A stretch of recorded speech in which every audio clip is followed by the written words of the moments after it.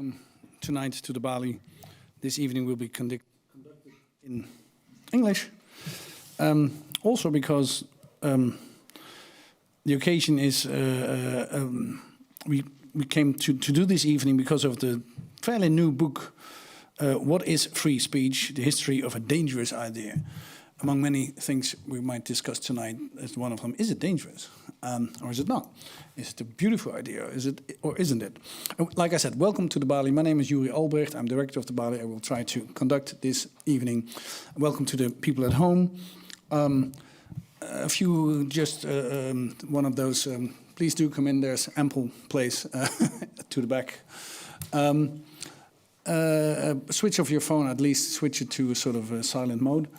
And there is, as always, at the end of our evening, there is the possibility to ask questions. We always like to do that here in the Balie. It's a good custom. The other thing is we air this on the internet, so welcome to the viewers at home. If you don't want to be seen on the internet, please at the end don't ask questions because it will be on the internet. It will be on our website and later on one of those terrible Tech Brother platforms. But the occasion tonight is the book, like I said, What is Free Speech? By Fara Dabhoiwala. I exercised on that surname. It's wonderful to have you here. We're very privileged. Teaching at Princeton University, writing about social, culture and intellectual history from the Middle Ages to the present day. Previously taught at University of Oxford, where he's now a lifetime fellow of All Souls College. And you might not know this, but All Souls College is the pinnacle of academic learning. So we're very privileged to have you here. Also has been at Exeter College, published in 2012, acclaimed book, The Origins of Sex. Would have been a nice evening as well, maybe, to talk about that. But now we're talking about What is Free Speech? The History of a Dangerous Idea, published last year. And first we're going to listen to Fara, and then we have the privilege to be talking about the concept of free speech and maybe also what it is in Dutch, vrijheid van meningsuiting, which is absolutely not the same as freedom of speech. It's wonderful to have you here, Pieter Omtzigt. You've been here many times before. Great to have you. I would say more than 20 years experience in parliamentary work, where you have been involved in a lot of, how do you say, grondwet? What's the English? Constitution, yeah. A lot of work on the Constitution, which borders, of course, very often on freedom of speech, vrijheid van meningsuiting, involved in many of those discussions, also in the European level. So thank you very much. Thank you for sharing your insights later on tonight, after we've listened to Fara. First, give him a warm applause. Fara Dabhoiwala.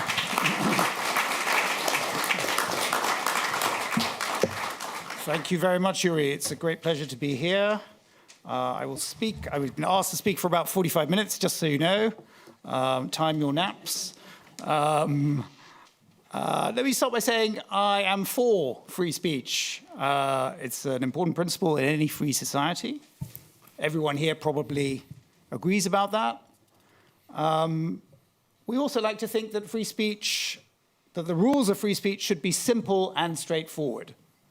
We believe that a clear and rational approach should lead us to clear and rational rules. And we often presume that the principles and the rules of free speech must already have been established by the great thinkers and theorists of the past. Unfortunately, none of that is really true. Free speech is, in fact, a very complex problem. It can't be solved with simple rules, and it can't be understood only from first principles as a legal or philosophical problem alone.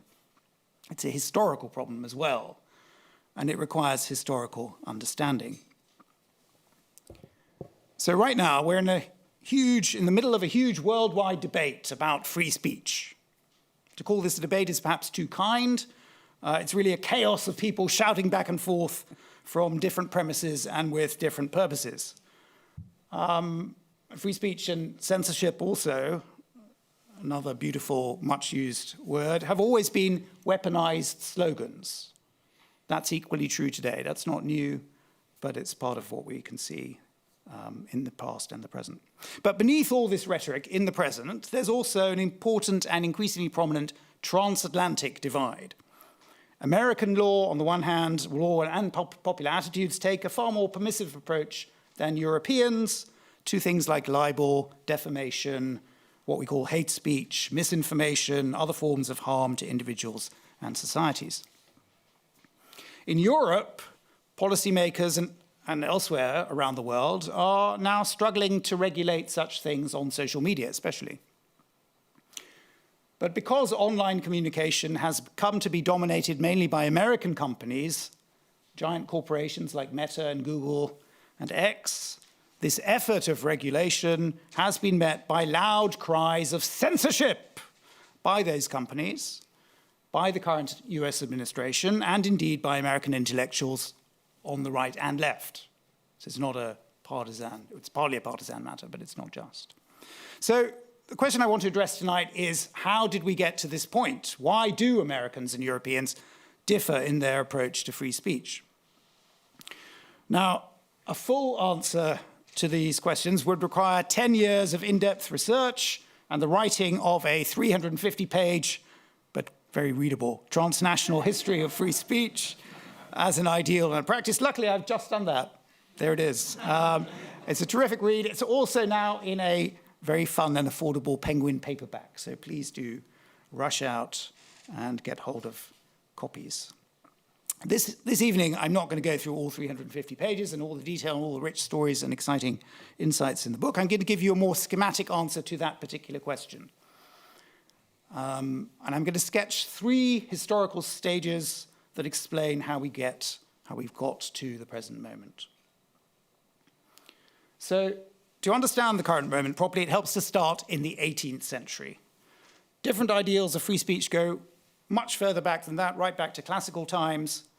But our modern concept of it, which is the right of every citizen to speak out on matters of public concern, that's the heart of our notion of free speech. In other words, political free speech, that first emerged in England around 1700. And it happens there and then because of 2 simultaneous developments, really revolutions of a kind. The first is a revolution in politics. It's the birth of a new kind of populist politics based around appeals to public opinion. It's based on the idea that actually sovereignty and political legitimacy don't come just from above, from God and from monarchs, but have to do with the people and the rights of the people. And this new kind of populist politics is based around, in England, the first permanent political parties, so-called Whigs and Tories.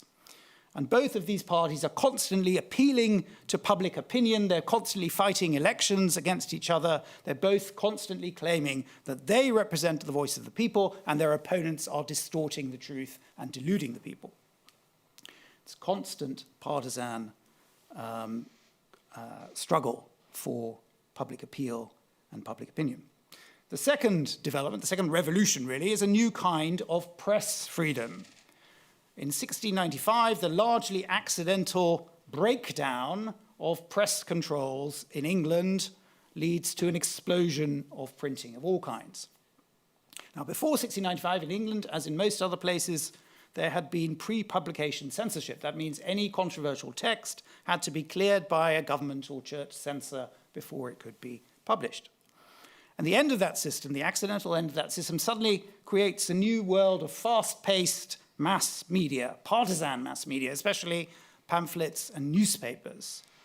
And people in England quickly become addicted to this new, fast mass media world. They celebrate the liberty of the press as a mark of English freedom and English superiority to other cultures, especially the French. They're very unfree. And so liberty of the press, the way of capturing this new situation, becomes a popular slogan. But the interesting thing is, it's not theorized in any detail. It's central to the politics of the age, but no political theorist manages to come up with a serious theory of it. And the reason for that is that everyone can see this new technology, this new world of mass media has only made worse all of the age-old problems of public communication. Lies, conspiracy theories, false news, slanders, misinformation. Those things, for centuries, people had known were dangerous to individuals and to societies. That's why the pre-18th century world is full of regulations of not just print, but also writing and speech, not just from above, but amongst ordinary people themselves. Everyone knows that words are actions that can be abused. So anyway, the liberty of the press makes worse many of these things. And every informed observer at the time talks about this very eloquently. As the novelist and journalist Daniel Defoe puts it in 1720, newspapers had created an explosion of, quote, false news, forgery, infamy, and absurdity masquerading as fact. Now, he's not the guy who coins the term false news. The first legal use of the word false news, phrase false news, comes from 1275. It's a very old concept. Defoe's colleague, equally brilliant writer Jonathan Swift, also updates an age-old insight, which is that lies travel more quickly than the truth. And he's doing so because the new technology of mass media, of print, has only made this worse. So Swift's great line is, falsehood flies and truth comes limping after it, like a man who's thought of a good repartee long after the party's over and everyone's gone home. We've all had that sensation, right? If only I'd said that in response to Yuri, it would have been very funny comeback, but it's too late. Anyway, so lies and the truth have a similar relationship. And a final important feature of this new world of mass media was that it was also hugely corrupt. Newspapers are media startups. They are very easy to start up, very hard to keep going. They're always desperate for cash. Most of them fail. It's a cutthroat world.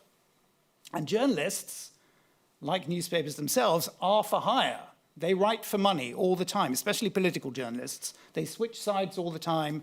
Most writing in this era is anonymous, so it's easy to do this. No one knows who really is producing it. And politicians and political parties are constantly bribing and paying off journalists and publishers, trying to use their power and their money to manipulate this new world of media. So for all these reasons, everyone in this world can see that free speech and liberty of the press are easily abused.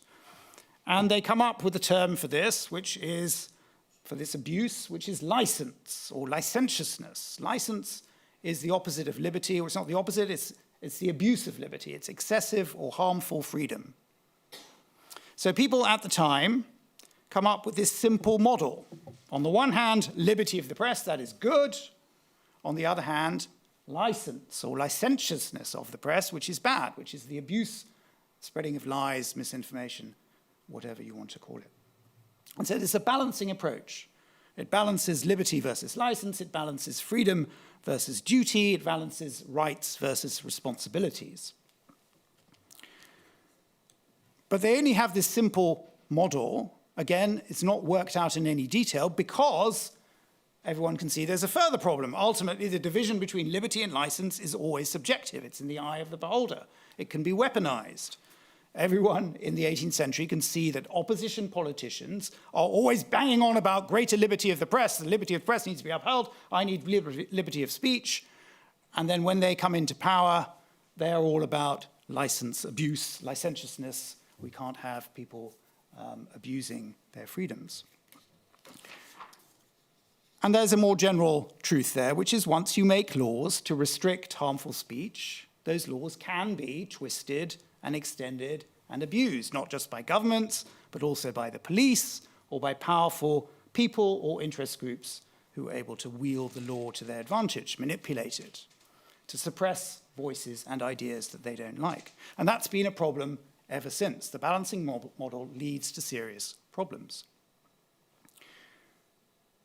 In 1721, in the midst of all this novelty and excitement about the liberty of the press, two partisan journalists in London invented an alternative theory of free speech. I'm going to call it the absolutist theory. Their names are John Trenchard and Thomas Gordon. This is a picture of Gordon. He's, in 1721, a very young man. He's come down from Scotland. He's well educated. He has no money at all. The only thing he has is a wonderful facility with the pen. He comes to London to make his fortune. He's constantly switching sides politically, trying to get a rich patron or a powerful patron just to make a living. And then he falls in with John Trenchard, who is a rich man, who's much older, he's an experienced politician and polemicist, and they start writing an anonymous weekly newspaper column on political affairs. And it becomes a huge hit. Their publisher calls it Cato's Letters. It's a reference to the Roman author Cato, who famously wrote against tyranny. Now, mainly Trenchard and Gordon were just repackaging other people's ideas in simple, easy-to-read format. They're brilliant journalists. They're digesting Locke in 2 paragraphs, or Machiavelli, all the great Republican thinkers of the age, so that people opening their newspaper at breakfast can understand these ideas in a simple way. So it's not original at all.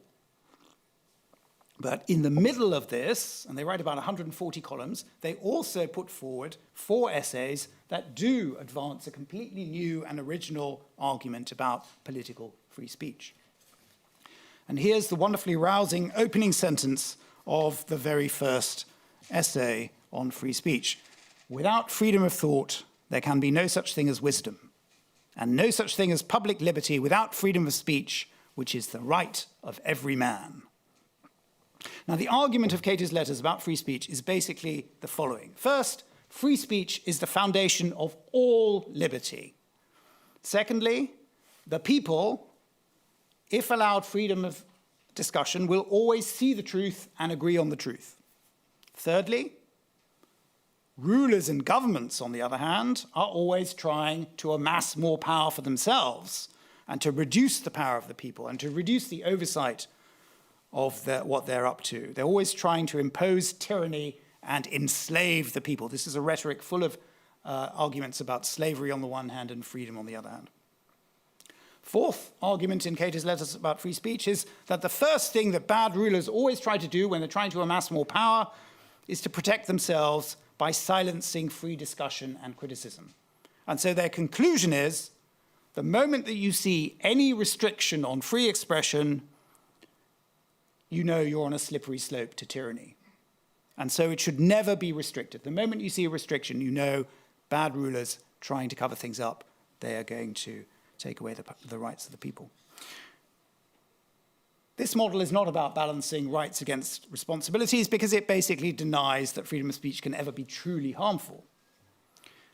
And these essays invent the absolutist model, the absolutist rhetoric, really, of free speech.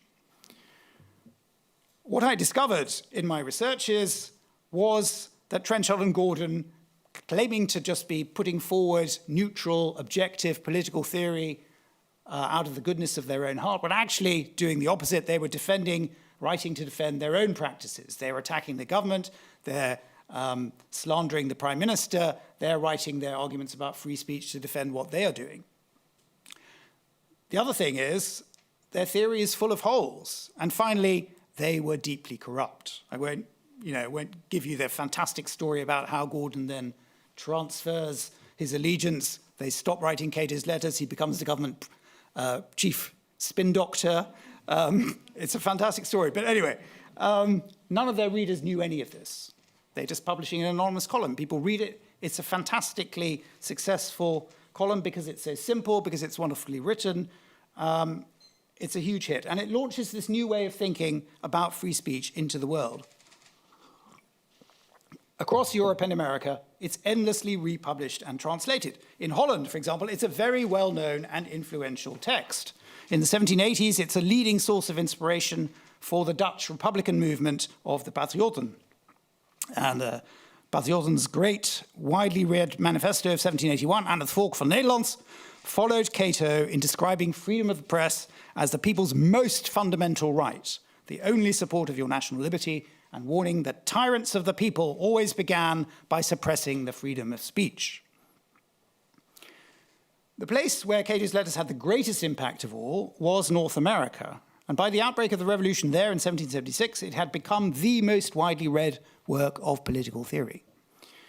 So in 1776, when the rebel colonists draw up new constitutions and declarations of right in each of their states, their articles about press freedom and liberty of the press copied the absolutist rhetoric and often the exact words of Cato's letters. And then in 1789, those articles from the state constitutions become the template for the First Amendment to the national constitution, which you see up there, which simply declares that Congress, quote, shall make no law abridging the freedom of speech or of the press. On the left, by the way, is a mural in the US Capitol building where Congress meets. It's a 20th century mural. At the top, it shows you the first federal Congress. On the left, there's a preacher. On the right, there's a printer. That symbolizes the First Amendment. Underneath is that line, the first sentence from Cato's letters that I read out for you before. Without freedom of thought, there can be no such thing as wisdom, etc. In very small letters, if you can see it, it says at the bottom, Benjamin Franklin, 1722. Because Americans don't really believe that anything important ever came from outside America. Benjamin Franklin, he's so clever, 16-year-olds, he doesn't actually, he's just copying in his own newspaper Cato's letters. But anyway. All right. So in the 18th century, there are born these two opposing ways of thinking about freedom of speech and the liberty of the press, and we still use them today. On the one hand, the balancing approach, on the other hand, the absolutist model.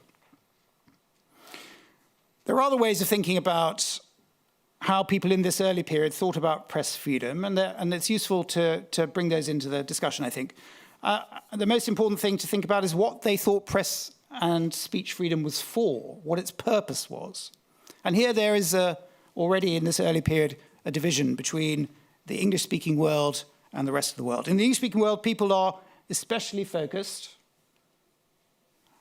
on the liberty of the people against the power of government, the role of the press in holding rulers to account. It's mainly a bottom-up conception. It's for the people. It's an idea of free speech that's mainly focused on politics, and it's also strongly infused by Protestant ideas about freedom of conscience, individual conscience. Finally, it disapproves of any form of pre-publication regulation. That's the Anglophone center of attention. But in European countries, by contrast, people generally took a different approach, and their concepts and practices of freedom, of press freedom, were usually much more top-down. Often they are imposed by autocratic rulers.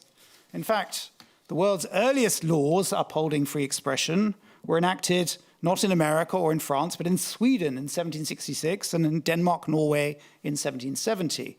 And those are both nations where there's very little political journalism, they have very few printing houses, they have authoritarian governments. Another example is Frederick the Great of Prussia. He thinks of himself as a great champion of free speech. And in such places, press freedom, although people love to talk about it, was not primarily about advancing political or religious liberty. Instead, local politicians regarded it mainly as a practical tool for advancing and disseminating useful knowledge.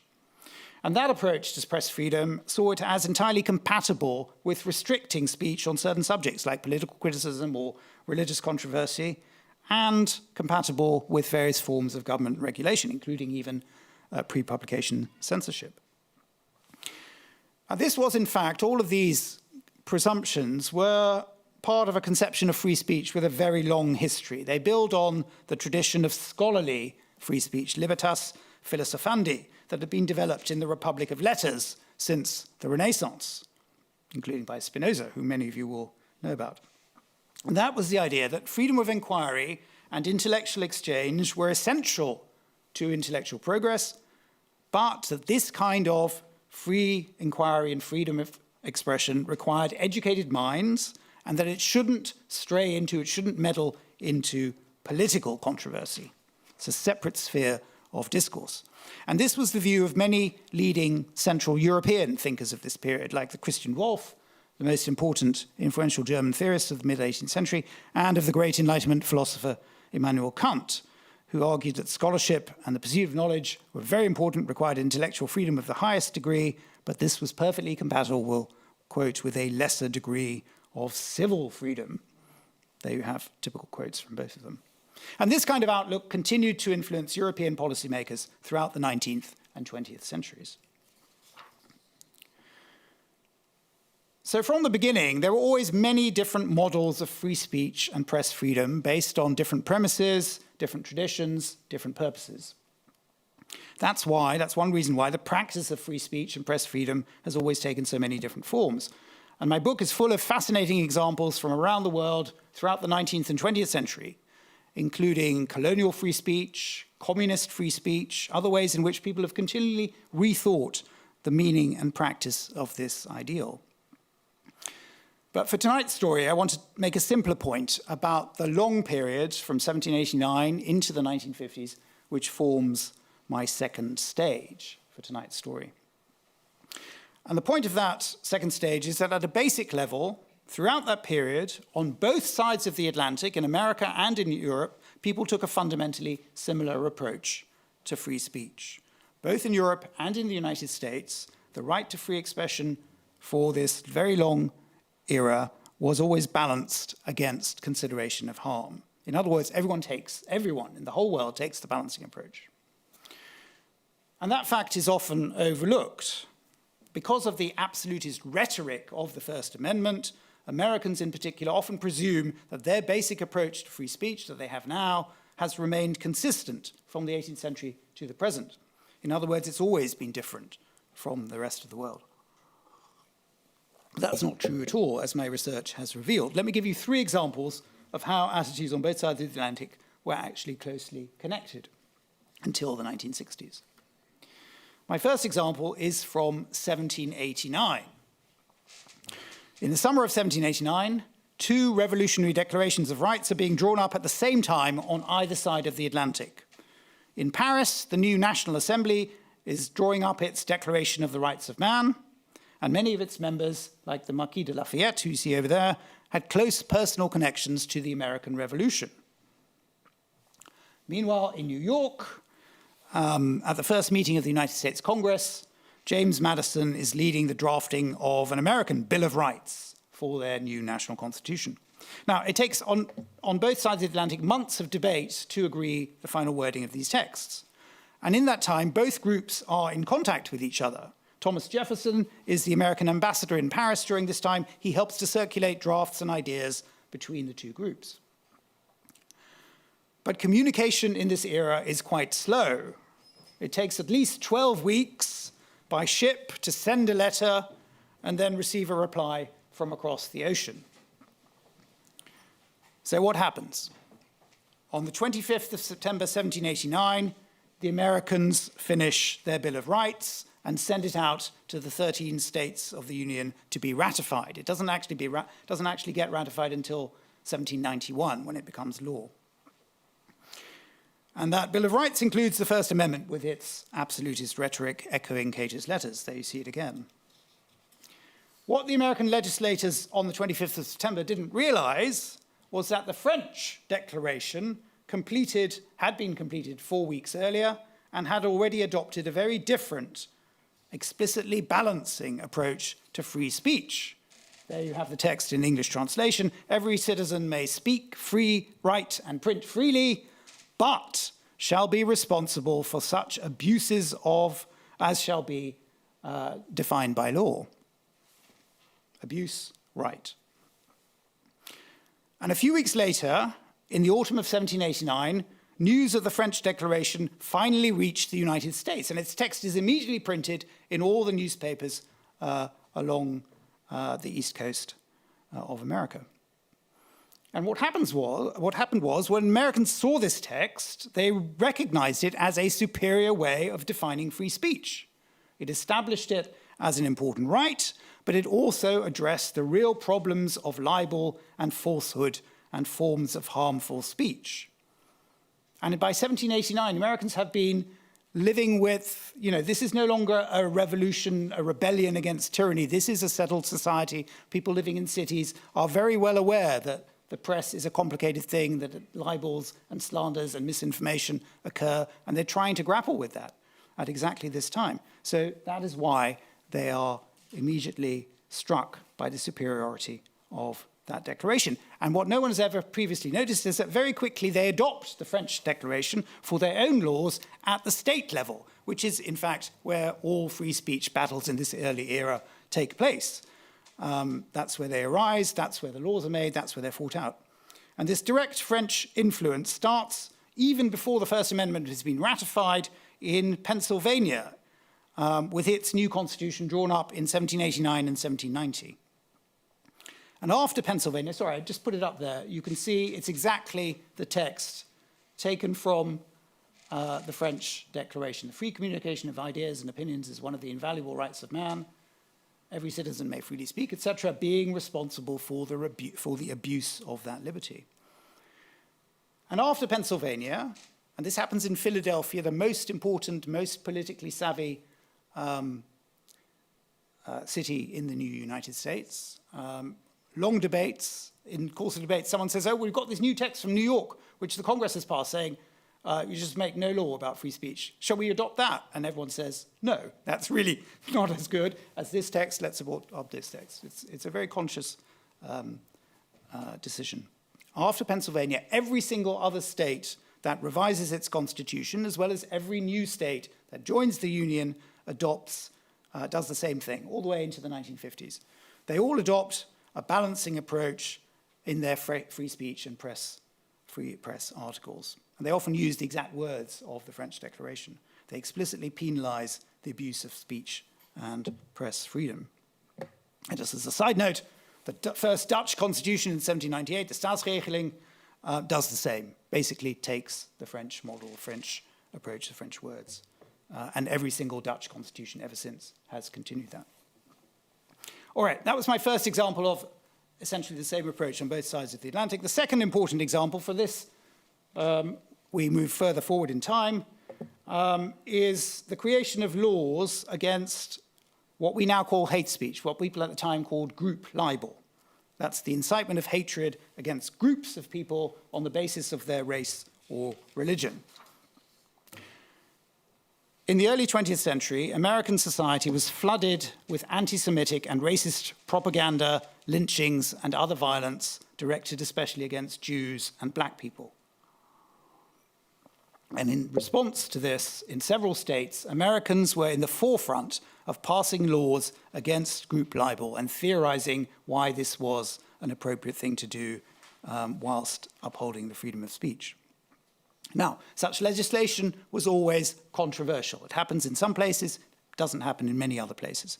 But in 1752, the Supreme Court issued a ruling that has never been overturned, which affirmed that state and local laws against group libel did not contravene freedom of expression. On the contrary, they said, such laws were legitimate ways of countering, quote, abuses of our freedoms of expression and of punishing, quote, willful purveyors of falsehood concerning racial and religious groups, end quote.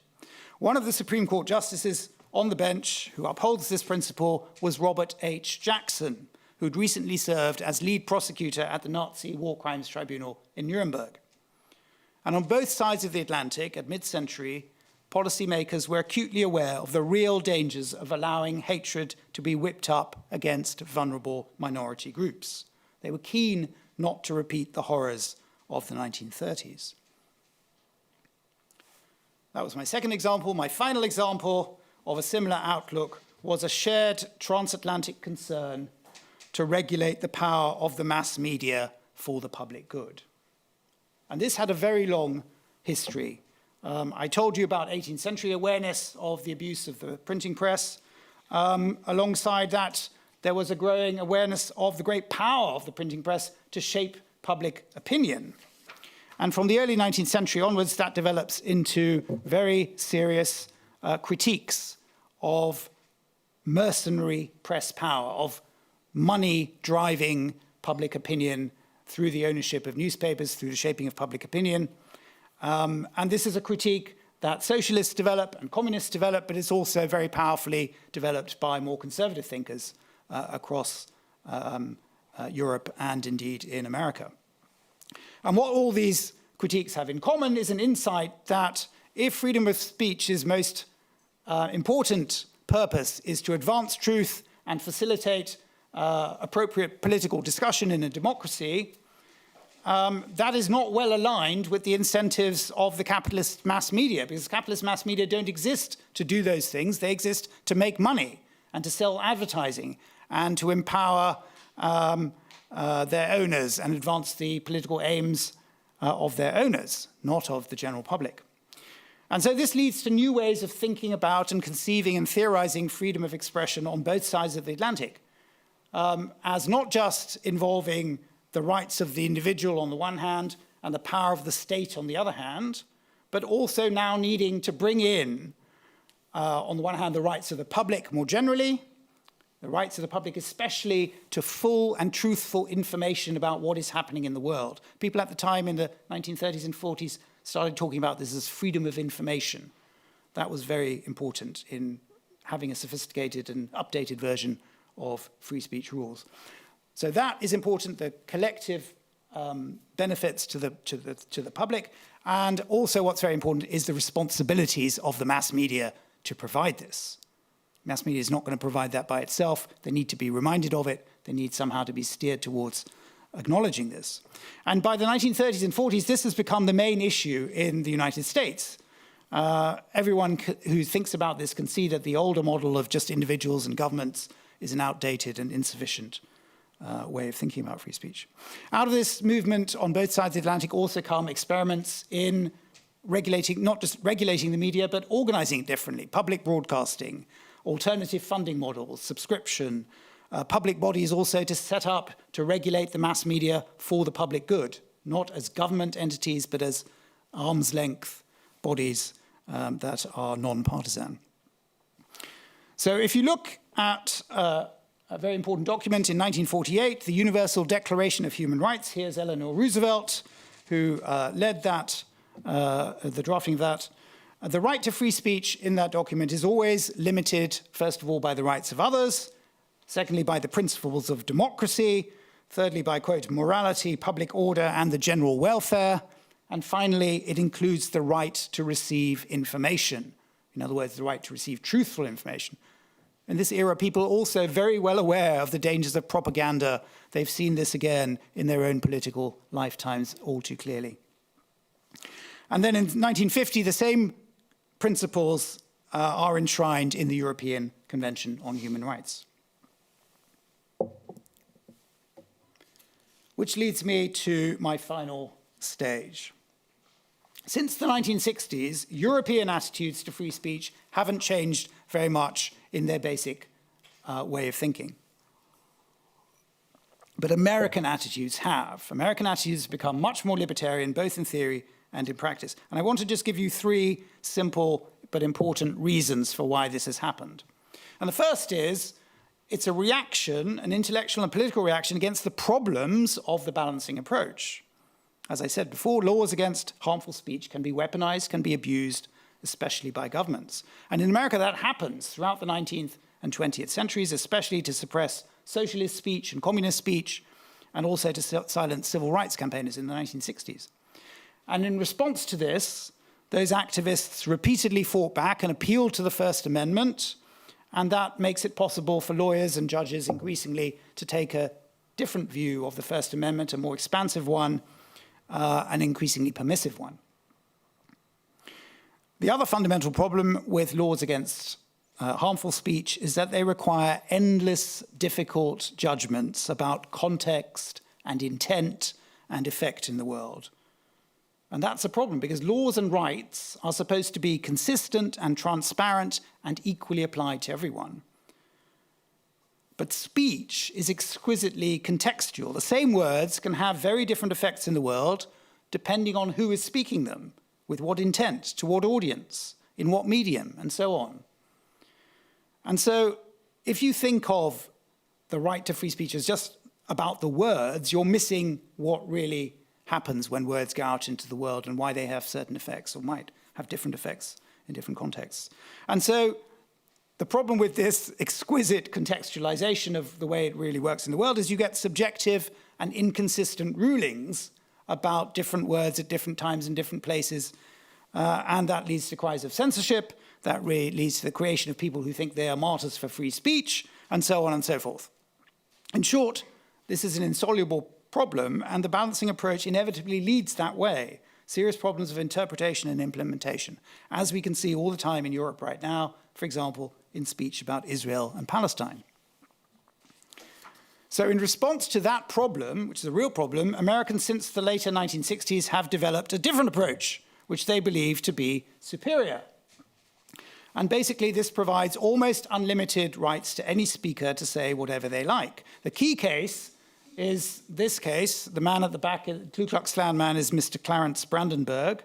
Brandenburg versus Ohio establishes an absolute right to free speech if someone, the only exception is if someone makes a direct incitement to break the law and it's likely that it will lead immediately to a criminal act being committed. That's the only limitation. The content of speech is irrelevant, truth is irrelevant, the public good is irrelevant, harm is irrelevant, except if there's a direct crime. And according to this doctrine and other judgments that have happened subsequently, speech is not really an action. There's a sharp divide between the two. The other conclusion that American jurisprudence and popular attitudes have come to out of this trend, libertarian trend, is that speech, if it does cause harm, can only be dealt with by counter-speech, by more speech. You cannot stop it, you just have to speak back against it.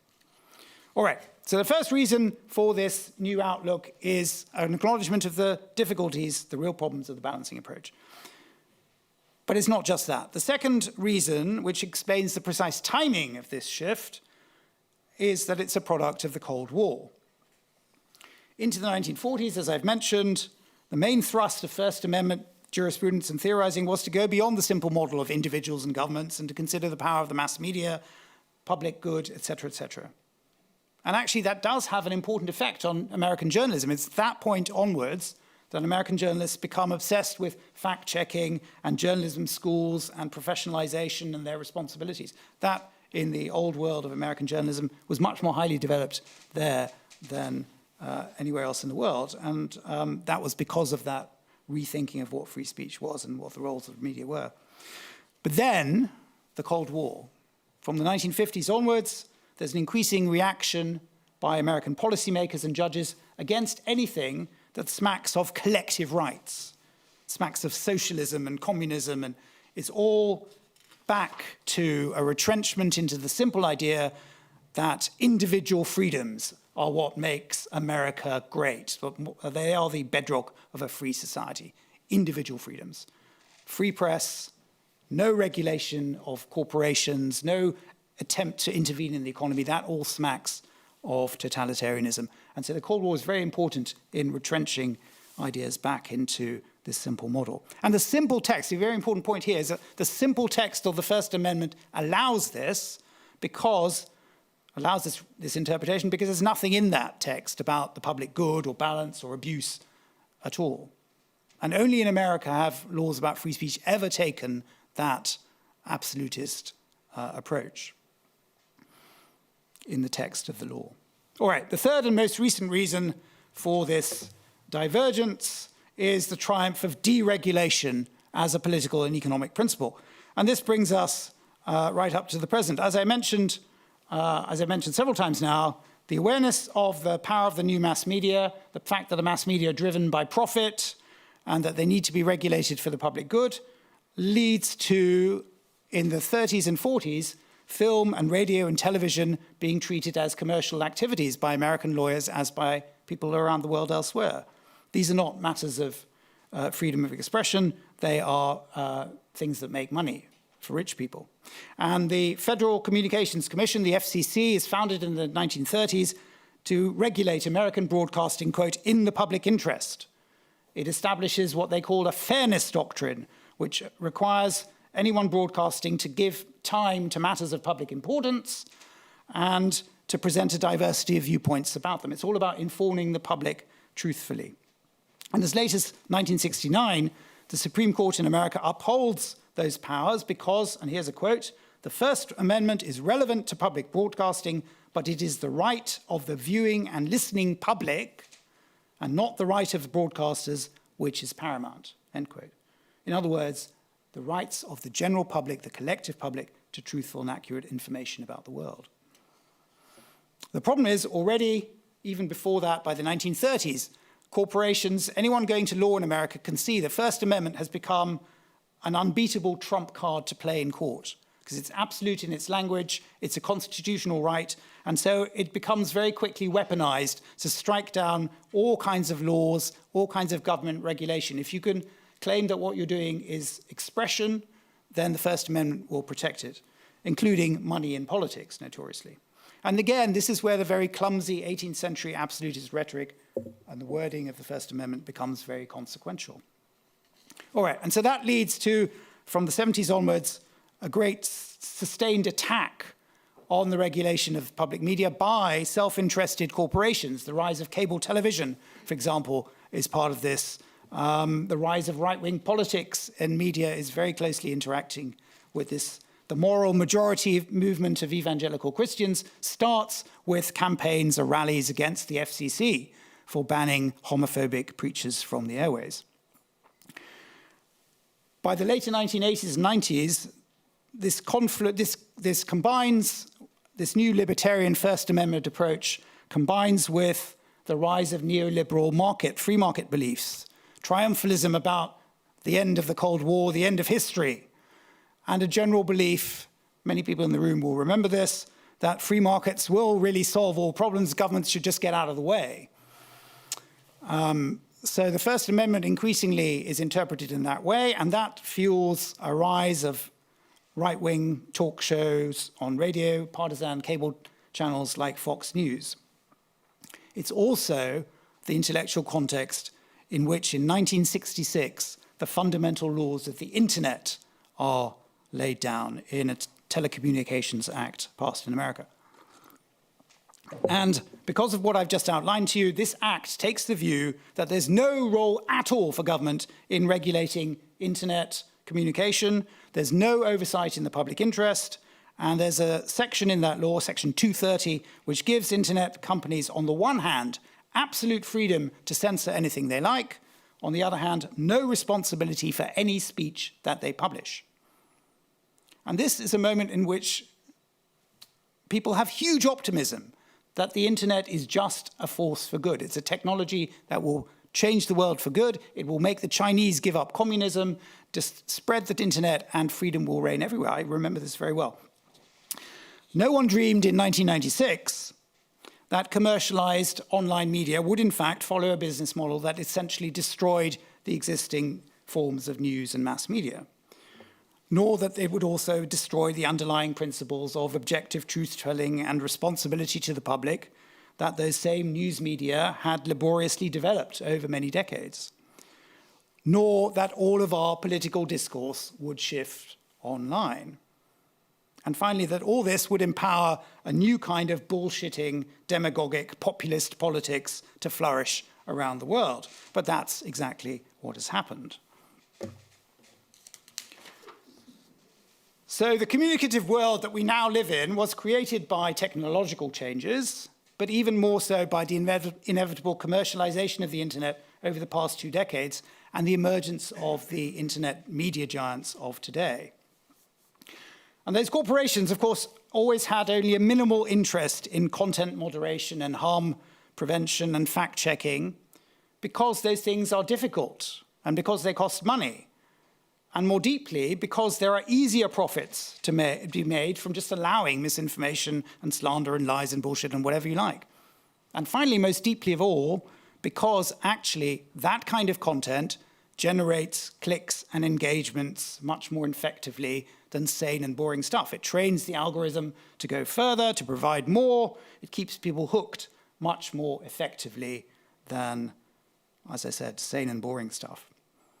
And the benefit, further benefit, is it allows you to claim as corporations, and as these gentlemen do, the mantle of free speech, and that you're against censorship, especially if you've grown up as an American with the platitudes that speech is not really an action and it can't really cause harm.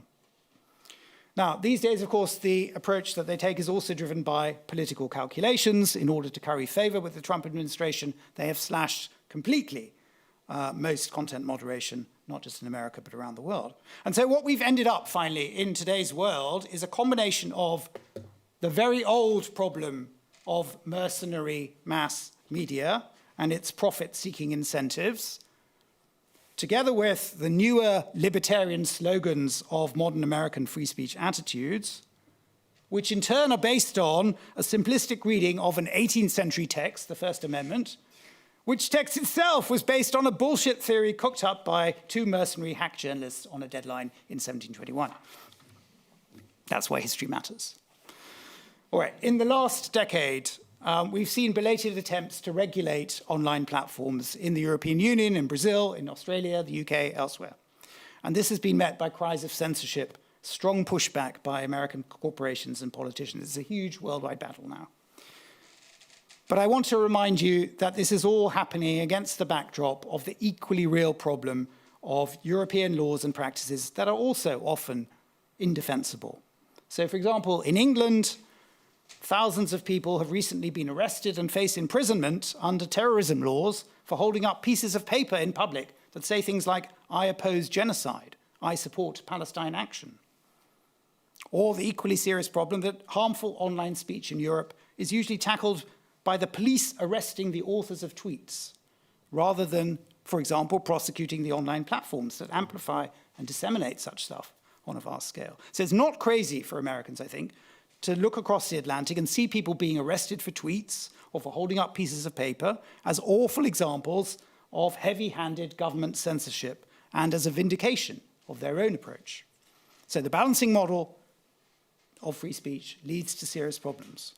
The absolutist model also results in serious problems of a different kind. That's why we're in the transatlantic free speech mess that we are. I've tried to show you that the history of free speech explains how we've got to this point. I hope it can also help us think about free speech in more sophisticated ways and to figure out where we might go from here. Thank you very much.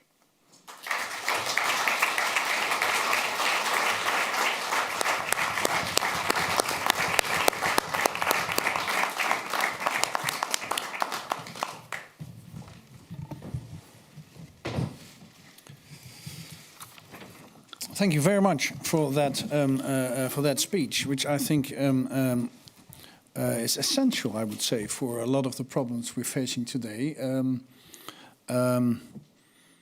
we need to revisit that speech, I think, more often in the future. And one of the good things about the internet and those big firms is that it's registered and people can watch it and look at it again. Yes, I'm not saying the internet is all bad at all. No, I never said that you. But thank you for that excellent speech. Allow me to first go to Pieter Omtzigt and talk a little bit about what we've heard, and then I hope we can dive into the modern consequences of this historical mistake which we've just uncovered, which you have actually just uncovered, and where we could discuss quite a lot about. But let's, Pieter Omtzigt, wonderful that you're here again. Thank you very much for coming. And we've just been listening to a very academic speech on the historical speech. I'm an historian myself, so you're an econometrist, but you've lived with these concepts for more than 20 years and delving into the Dutch context and to the practice of it often, and abuse of it. So I'm very happy that we're here in the circumstance that we can listen to your comment on this approach we've just heard. I've seen you taking notes, so maybe just first off the top of your head, your first reaction to this historical mistake we've just been explained. Historical mistake? I'm not sure it's a bit. I mean, it's not a mistake. I mean, it's just we need free speech. Mm-hmm. It's a good thing. It's a fundamentally important to democratic discourse. You said but we have a misconception at the root of sort of the mass dissemination of lies and bullshit, as you just call. There are many problems with free speech. Yes. Yeah. Okay. If you use the word lie in the British Parliament, you're being sent out straight away. So there still is some censorship somewhere to be held. Now, it's very interesting to see this, and this is the kind of things I missed for 22 years. Usually, you could only speak for 2 minutes. What the interesting thing is, it's not the freedom of speech which is interesting, it's the freedom that someone listens to you. I mean, I do have the freedom of speech when I'm sort of locked up in a psychiatric institution or when I'm in the woods completely and no one listens to me, but you want the freedom of speech because you want someone to listen to you. An audience. That's the whole point of it. Yeah. And that's why I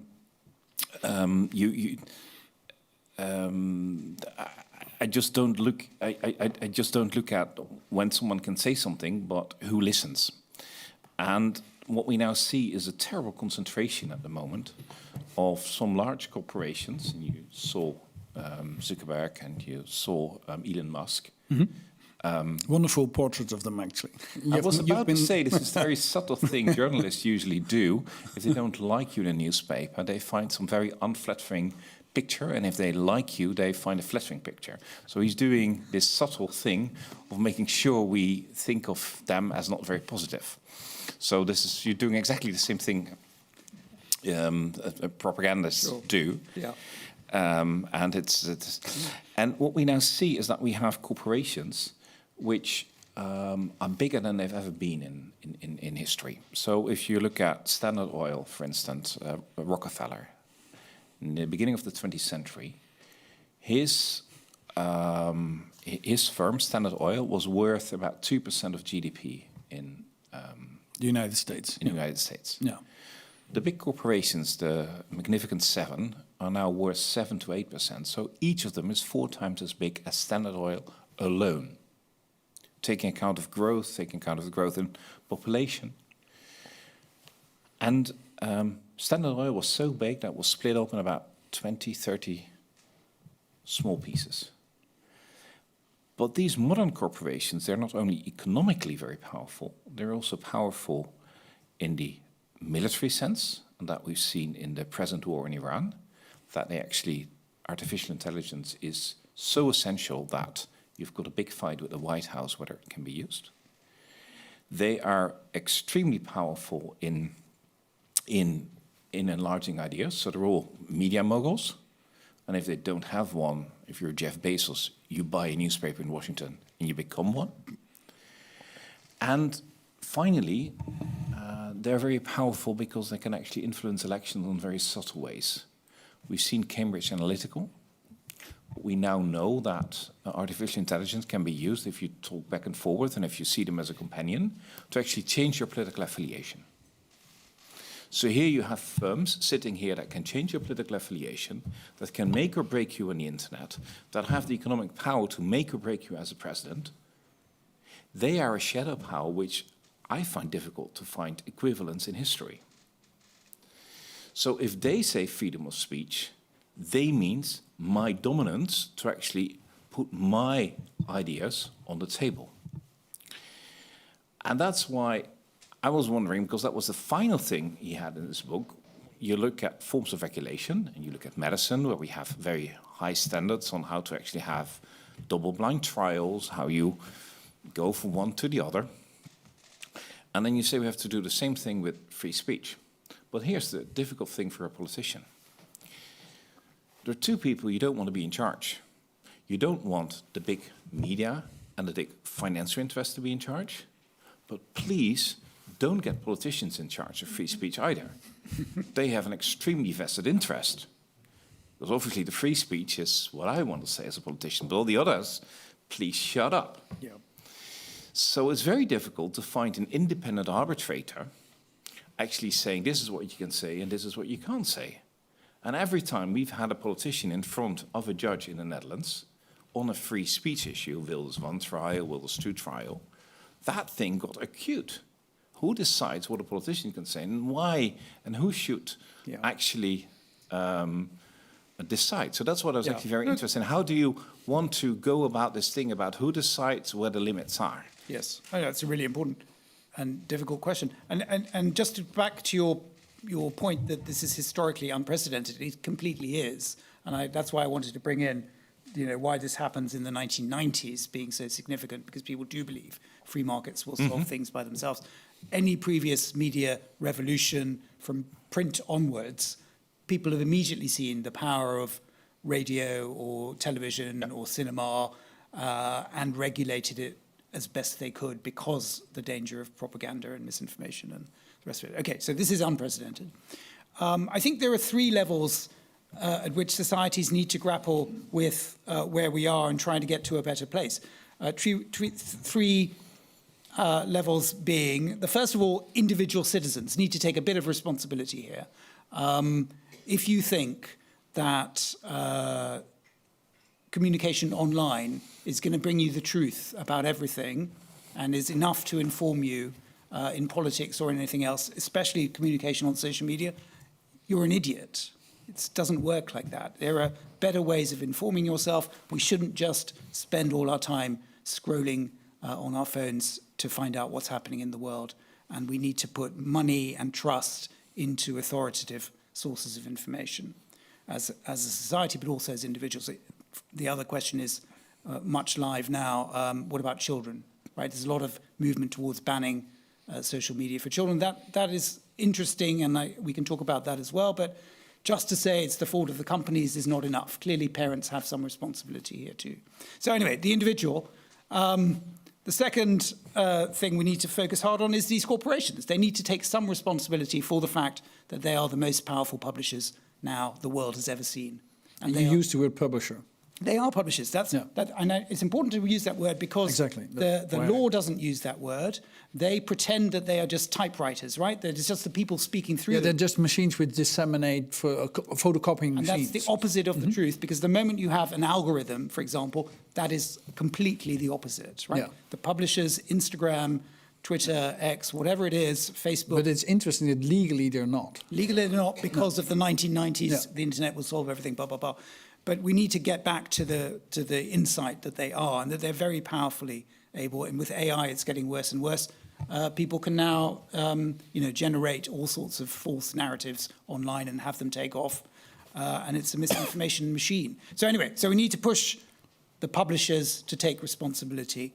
And finally, come now to your question about, government and state regulation. The only way of doing this, but again, there's a history of people trying to do this and doing it more or less successfully, is to have bodies set up that are independent of the government of the day, that are regulating in the public interest, as indeed the FCC, the Federal Communications Regulation body in the United States was set up for, or Ofcom in the United Kingdom.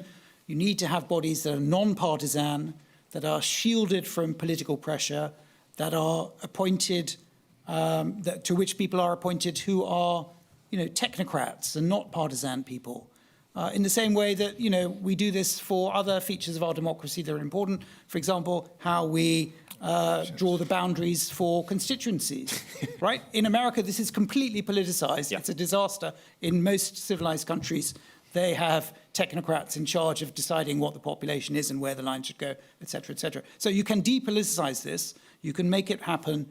Nothing is immune from political pressure, but that is a question of a healthy democracy more generally. It's not a free speech problem. Mm-hmm. And getting a little bit back into the conversation about the origins of this sort of the situation we're now in and the divide, in the transatlantic divide. But so basically, you're saying that because of the sort of unfinished formulation of the declaration in the United States, we end up with this absolutist. At the end, you're saying, well, it's also because these two writers under pressure, came up with this radical idea. Slogan. Yeah. But it disseminates from there and actually grows and grows and then gets in the high watermark is 1996 when there's a new law on the internet, and that all comes from that. That's what your research. I mean, that's bad history. That's the kind of teleology that no serious historian would draw. But the rhetoric is very important. Yeah, and the formulation. And the formulation, exactly. Yeah. Well, that is a new insight, I would say. The book is full of new insights. Yeah. It's fun to read. We're trying to get to the heart of what really went wrong with the whole idea of free speech. But I think the Cato's letters and the First Amendment are a good example of a more general truth, which is we all want this to be simple. We all want to hold on to freedom of speech as a good thing. We all want to be for it, and we should be for it. But I think one of the things we need to remember is free speech is not just one thing. No. There are lots of different kinds of free speech. And so a better question to start with is, what is free speech for in any particular circumstance? Like political free speech, very important, requires certain rules to achieve its ends, its aims. The aims of political free speech are for citizens to debate things rationally and argue about policies. Free speech is also very important in humor or in literature or in art, but there it's a completely different aim, right? That the aim there is not to achieve some communal understanding of evidence and truth. It's to entertain or to enlighten or to provoke people. And so literal truth is very important in political free speech, and arguing in good faith is very important, not lying, not pretending things. But in art and literature, it's completely irrelevant. So there's different kinds of free speech. They require different kinds of norms, and that's because they have different purposes. Now, that's something we lose sight of all the time. And the problem with online discourse is also that it's all jumbled together there, right? Jokes are jumbled together with pictures of your cat, with political opinions, and so it's not always as easy to make those distinctions. You wanted to react, Pieter, to that, or? Well, there are lots of things I want to react to. I find it very difficult to sort of pick one thing. It's if I go back to the politician point of view, what I find very interesting is that in the Netherlands we used to have a newspaper called De Waarheid, which is the communists obviously telling the truth. Yeah. The same thing existed with Pravda in the Soviet Union. It's the same word, isn't it? Yeah. Same word. Yeah. And well, you had Izvestia being news, and the Russians saying, well, there's no truth in Pravda and no news in Izvestia. That's obviously the definition of a kind of autocracy. But the interesting thing is, if you claim the word truth, and if you read Orwell, it's the one you do, peace is war and war is peace, you basically know that you're not truth. And then you have a president of the United States that has an own platform calling it Truth Social, which is the word which has always been used by dictators to dictate to the others what they're doing. So actually falling away a lot of it. Now, you wanted me to say a few things also on what's happening in the Netherlands. In the Netherlands, the discussion is a bit difficult because we've seen... But let's pause for 1 second before we go to the Netherlands. 1 second on your point that once you claim the truth, as a ruler, you most probably are halfway, or maybe even further than that, into a dictatorship? It is a step on the way to autocracy and more. Yes, if you claim that you've got the truth and that anyone else who talks cannot be trusted, now you have high power. Yeah. And Trump actually basically has private militia. The ICE is not... It's almost a private militia, isn't it? No. Or a public militia, maybe, if you want to see it that a public-private one, yeah. Yeah. So it is the autocracies we've seen developing in Europe, Poland and Hungary, they were stopped because there was some democratic pushback. And so there is a balancing discussion on how to get back to it. But if the ruler of the day decides what is true and what isn't true, then you really should scratch your hand. If you're not able to criticize the ruler, you get back to the kind of Middle Ages. Yeah. So there's no question of free speech anymore, hardly. Oh well, there's lots of free speech in the U.S. I mean, there's lots of criticism on Trump. It's not the case that you can't criticize him, or it's not the case, but there are some subtle things. If you look at the new rules on granting visa, these are, I mean, censorship usually starts at self-censorship. It doesn't start at censorship. And self-censorship applies when you have to hand over all the keys to your social media. And if they can find somewhere there, they can actually refuse you. That will stop people from fully saying what they want. Yeah. So actually the people who are... preemptive strike that you wouldn't... Well, the best thing if you're a politician is to start a preemptive strike. So that's why they went to Hillary Clinton, claiming that she had Pizzagate and that she was doing weird things. Now, Hillary Clinton is just about the only one in Washington who has not been mentioned in the Epstein files, and they were accusing of her. So the usual thing you do if you've done something wrong, is you first start by saying the other one has done it, because then the other one first has to prove his innocence of something he can't prove, and then you have to get over of being accused yourself. So you've always have to be extremely aware of what the central ruler wants. And I think you couldn't be critical enough, and I still find it very difficult to see how to regulate that kind of free speech. Now, in the Netherlands, we've had something on top of that. And from the... Before we go to the Netherlands, let me go back to you, Fara. I mean, you can't regulate what people say. That's not the issue. And people are also going to say nonsense all the time and dangerous things and harmful things. The question is the responsibility for amplifying it, right? That's where the media come in, right? Responsible newspapers and broadcasters don't just amplify untruth, but irresponsible ones do. And so if you have no mechanism in your society to clamp down on that, to regulate it, to withdraw licenses, whether it's print or... Yeah, but mind you, the last thing you had there is very powerful with the American right wing. They really take issue at locking up people for tweets which aren't read by anyone. Well, quite right. Yes. And that's quite a big... Yes. You said it rightfully. That's quite a big thing in the United Kingdom. Suppressing certain ideas by a kind of balancing act which is being used as a kind of censorship, and then to have these horrible crimes in Rotherham and elsewhere of gangs of who have been abusing British girls, actually gets a backlash which is still being felt throughout right-wing Europe. And that's why we have this very strong right-left divide. That's for two reasons.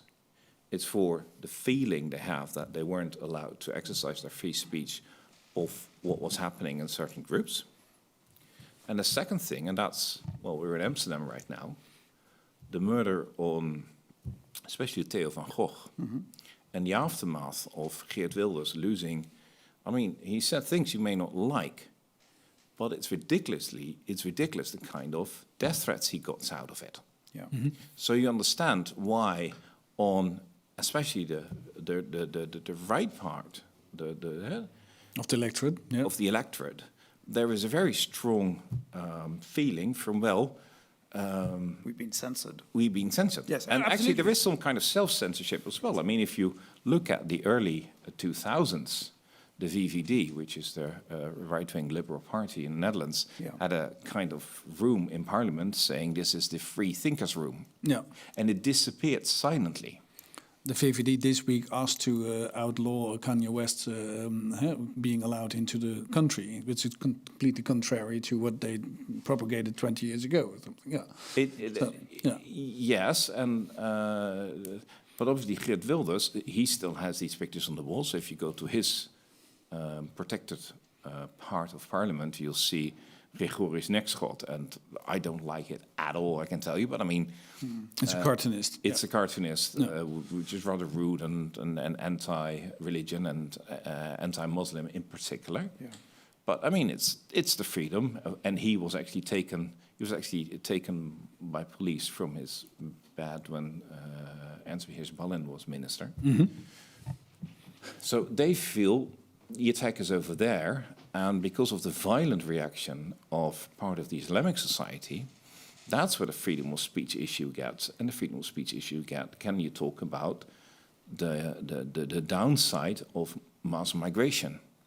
And that's, I haven't heard these things, but that's what I felt in Dutch politics has been the battlefield for the last 20 years of what are you trying to suppress if I can't say what I want? And the third issue of that is obviously woke and the whole list of words you were allowed or were not allowed to use. By the way, that's on two sides. Because if you look what certain researchers in the US can't say anymore in their research proposals, that's being enforced by Trump. But if you see what's happening on the left wing of Europe, where you can't use Mother's Day or Father's Day or whatever, it's equally bad in my view. Let it go. Or you can't call the Middle East, it has to be called Southwest Asia, according to our Ministry of Education. The historical website of the American government for a few months had also taken down the picture of the Enola Gay bomber, which dropped the atom bomb because it has the word gay. And they had AI take out everything.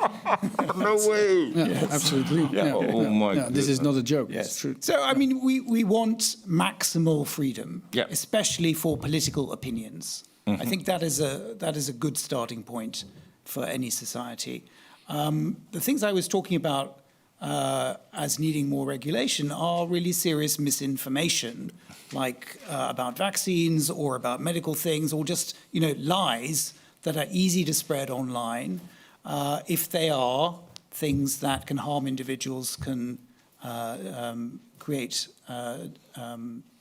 medical or other problems for society in general. I mean, YouTube is happy to make money off a crazy American person who goes around saying that the wife of the president of France is actually a man. I mean, that is on the edge of humor and politics. There are many ways in which you could defend this, but ultimately it's kind of character assassination of a kind that, all societies sensibly do have laws about: libel, slander, defamation.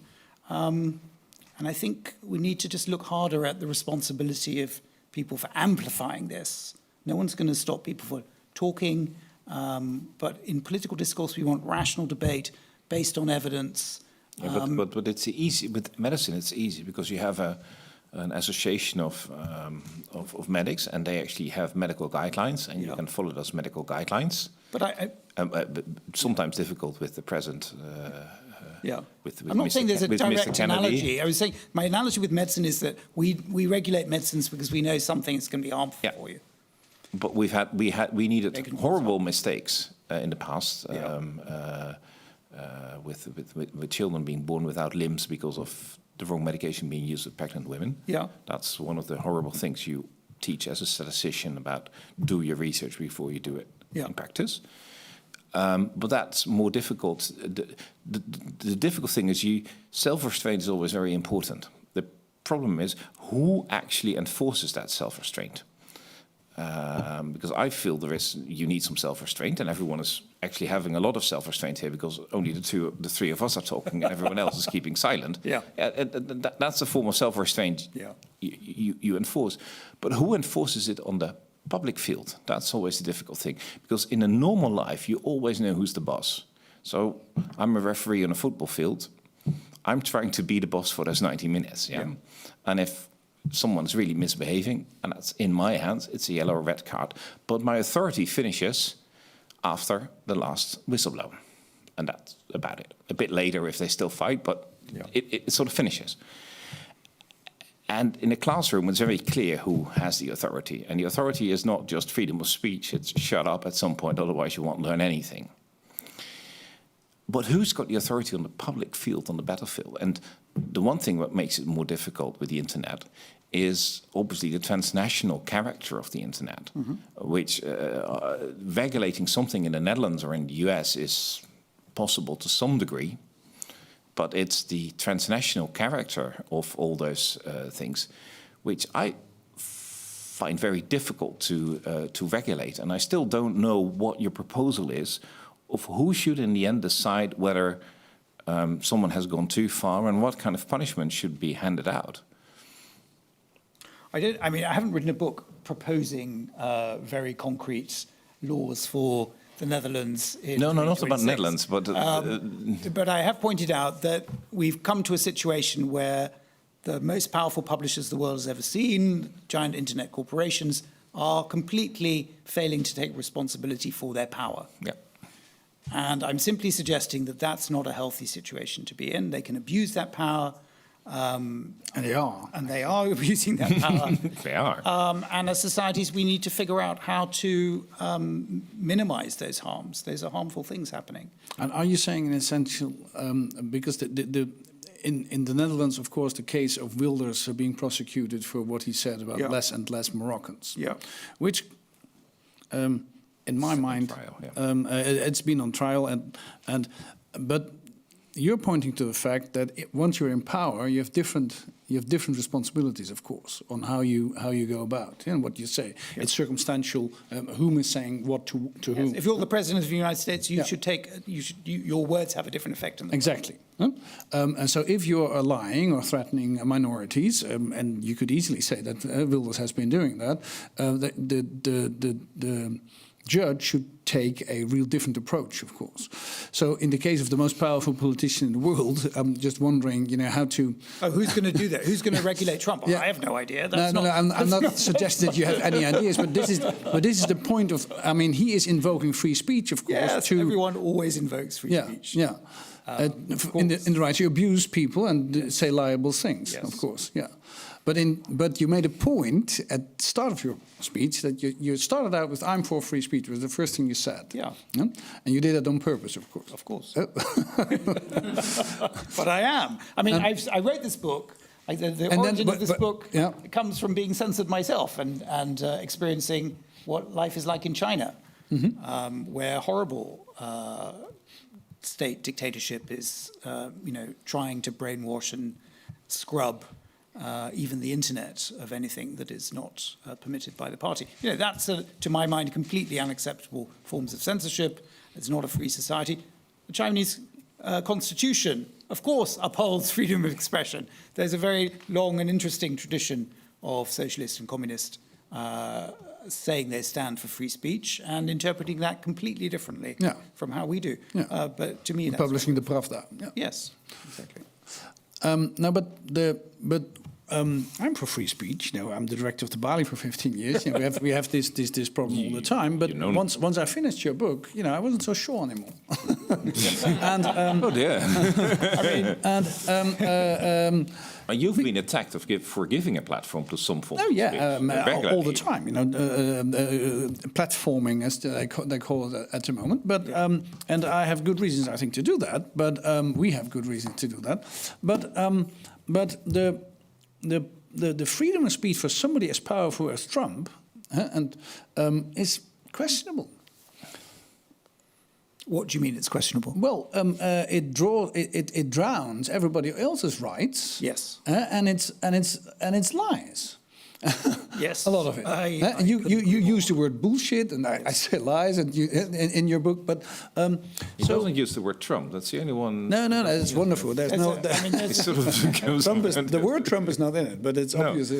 So I'm just that whole idea, of course, is very valuable, I would say, but it's contrary to what you normally believe, that politicians should have more ample space to express their. So I'm really wondering how, because you just said, you just pointed at the dangers of Trump, rightly so, I would say, using the word true social. Yeah. But maybe you should have less. How do you look upon that? No, I think politicians should have full freedom of speech, and obviously you do have a responsibility. So in the European Convention of Human Rights, there is a very strong. I was on the committee there on legal affairs for 22 years. Very strong strand as well on talking about rights and of responsibilities. So it's not obligations; it's responsibilities. That's a subtle thing, because obviously, if you talk about responsibilities, you're not talking about legal terms. You're talking about moral terms. Yeah. And in moral terms, it means a form of self-restraint. And that self-restraint is something you're being taught from the age of 2 onwards by your parents. Yeah. You're being taught. Yeah, but if you haven't been taught that, then we all have a problem, because then a politician just can lie as long as he wants. I mean, another interesting feature of this is just psychological, which has to do with the difference of communication online from communication in other forms. Right? It's been well established that people online are less inhibited in all sorts of ways. They're much more likely Oh, to... yes, you get offended the whole day if you're a politician, Yes. whatever you've done. Yes. And it's also quite heavy at some point. Sure. Because it really basically means that so you write something, and then people don't just say, I don't agree, but they start shouting and abuse and whatever. It's sort of, the quality of the society sort of drops. The quality of the discourse is terribly degraded. Yeah. And also then the massive nature of, pylons online, millions of people literally can take part in a shouting match against someone. And so these are structural features of the new communications world that is being born in our own time. And those are difficulties that we've never had to grapple with before in societies. I mean, the interesting thing is, if you think about how speech works in the real world, right? Not online, but also online, but mainly if you just think about how you interact with people in your daily life. We are all constantly, unconsciously mainly, regulating our speech in all sorts of ways, depending on who we're speaking to. If you're speaking to your children at home, you speak differently from how you speak to your scary boss in the office. If you have a colleague who's always making slightly weird jokes, you decide not to talk to them so much anymore. I mean, we're constantly kind of, censoring ourselves and making sure that people are, excluded from our discourse. And we can manage this quite well in social life. It's very hard to make rules and laws that are as kind of effective at doing the things that we all feel all the time that we need to do in our speech, which is adapted. And it's worst of all online because there everything becomes very simple and very anonymous. Well, the problem is when I'm communicating with you, part of the communication is a non-verbal one. Right. So And you see me as another human being. I see you as another human being, and if you do it online. Yeah. But then going back to whether Trump should be censored or any other prime minister, no, but then the problem is, if you are a politician, you want to be as clear as possible, and you want to be seen to be the sort of alpha monkey, because you want to be seen to get things done, not just to be interesting. You want to be seen to get things done. And that's why you sometimes want to make sure that you're being seen to be the boss in the room. And politicians therefore have no inhibition. They have to show also in the debate that they're not slow. They have to be quick, they have to be witty, they have to be powerful. So there is every incentive to put up the lie straight on there. And we've seen that in Dutch debates as well, that people won elections by just accusing someone of something which wasn't true after all. Mm-hmm. That's how Emiel Roemer lost his final debate when he almost became prime minister about 10 years ago. So these things are very difficult to regulate, and that's why I'm grappling myself as well, because you want to have some kind of rule of how to counter it. And the one example I could think of is once the cinemas were too powerful in the US. So you go back to the 1950s, I think, 40s. Then you have these very powerful companies making the movies, distributing the movies, and owning the movie theaters. And then the authorities actually say, oh, you can't do all three of them, you can only do two of them. Right. So you either have to get rid of distribution, but you can't sort of make them yourself and force them on everyone else, because then you're too powerful. So they did not intervene in what you can say or what you can make a movie of. Yeah. They intervened how much power you can have in the whole chain. Mm-hmm. Yeah. And that's, I think, where you have to start looking of making sure, because what you usually want, and we're very powerful, being in the Netherlands, has always been that we haven't had one person who holds all power. There's always a balance of power with all groups in society that sort of, so both the employers and employees and political parties, so there's no one sort of, the king is not all powerful, and he knows there's no problem. So if you get more balance of it, that would probably be the only one while preserving free speech. It would be very difficult to censor anyone on. So you would have again to cut up the big internet firms. Yeah, to make sure that they have. Any healthy media ecosystem needs plurality, and in newspaper ownership, this has long been a principle that governments have followed.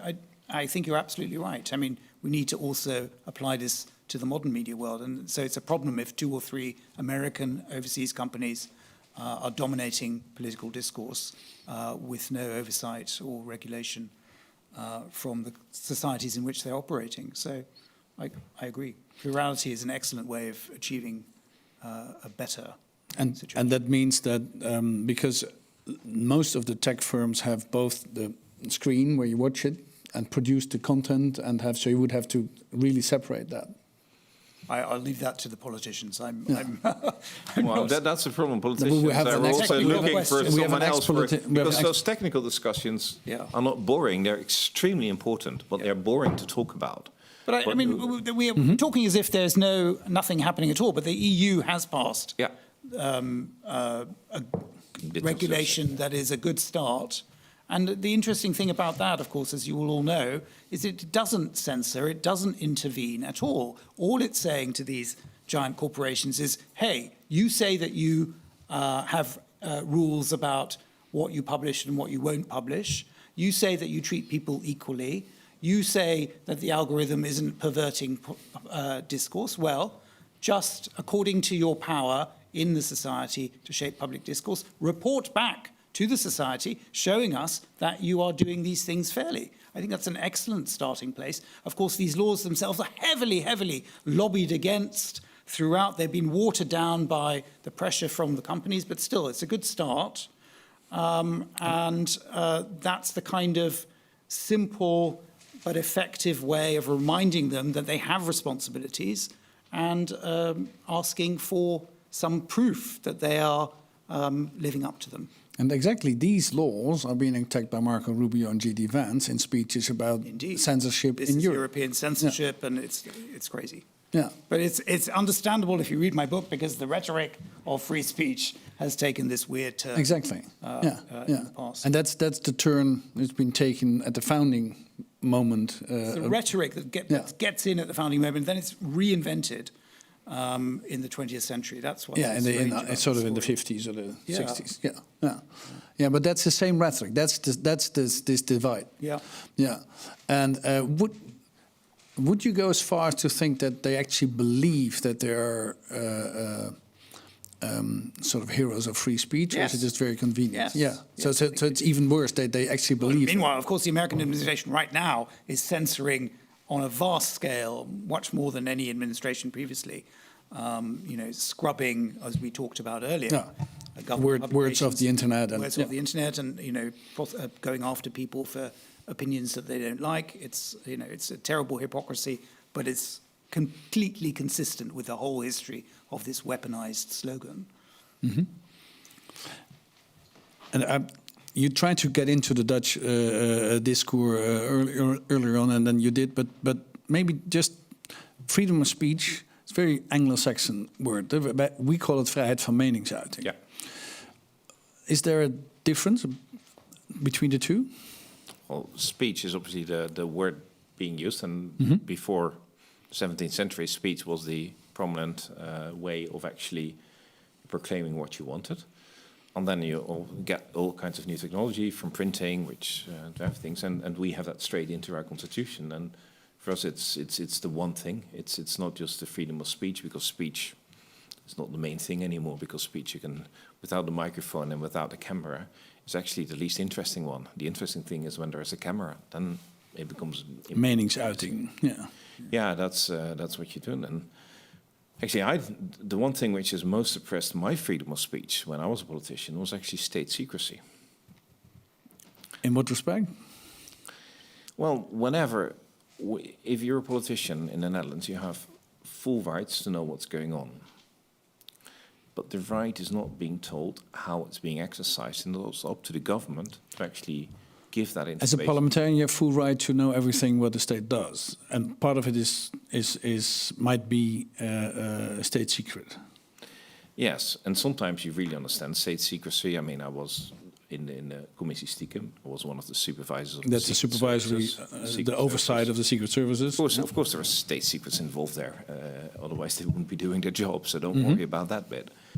But also in other cases, whenever you wanted to know something about the non-lethal aid we sent to jihadists in Syria, everything got stamped state secret. And if you talk about it, you would go to prison for 5 years.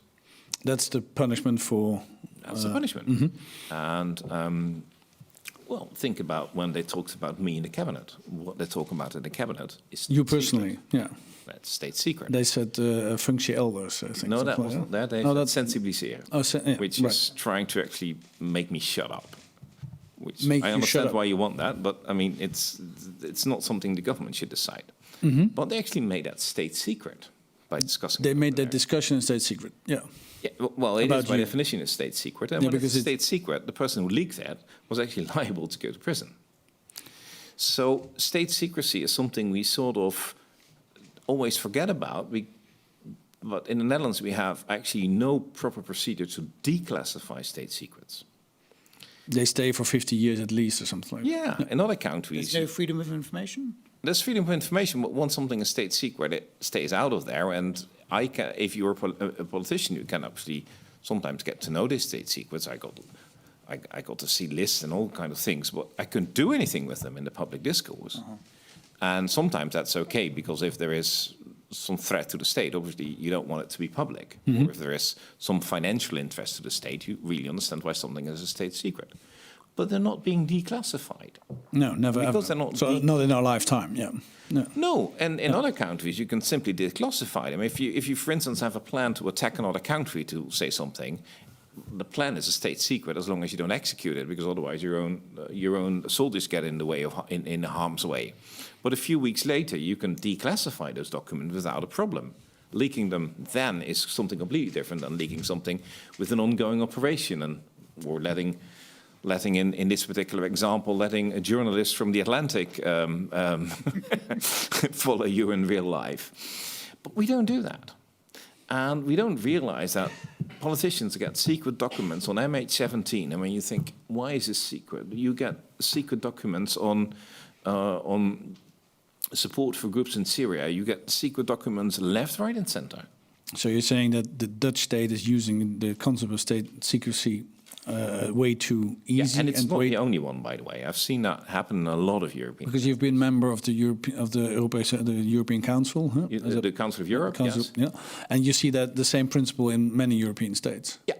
Yes. So it's very so things you think, okay, why don't we discuss it? Actually limit what's going on. Yeah. Yeah, that's of course the danger of the prerogative of the state to tell people that it's secret.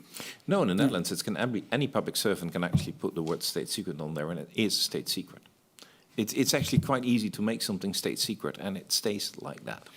That's a problem for freedom. Yeah, that is a problem for free speech. And for you personally, you're saying that's actually the most obvious one I encountered. Yeah, and we as actually wrote a parliamentarian. proposal together with the SS6 Dijkstra those days, also member of parliament, to actually reform this. Because when we had external investigations, they often said we came across, and these were independent researchers, independent scientific researchers, we came across things which were classified as state secret. We can't discuss about them, but it's ridiculous. So please start revising your rules. It wasn't just me as an opposition politician doing that. I mean, you may think, okay, that's always fun.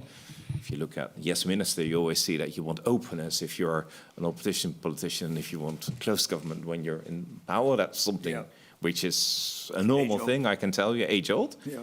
But it's also outside advisors from the government telling you this. And then you have to be careful and think, okay, maybe we should do this. Aspect of free speech you came across? It wasn't. It sounds, I mean, there's so much to do. Of course. It sounds bad. I think we should tackle that too. It sounds bad, yes. yeah. It's interesting. I don't think people in the Netherlands would think that that's a part of the problem of free speech in practice in our country or in Europe. As I said earlier on, there's always time for the public to ask questions. I'd just like to remind you that a question is sort of a sentence which goes sort of a little bit up to the end and has a question mark at the end. And I see there's some last questions I'm going to ask later on. I recognize you, the gentleman over there, and I come with the microphone because otherwise the people can't hear you at home, you know. Wait a moment.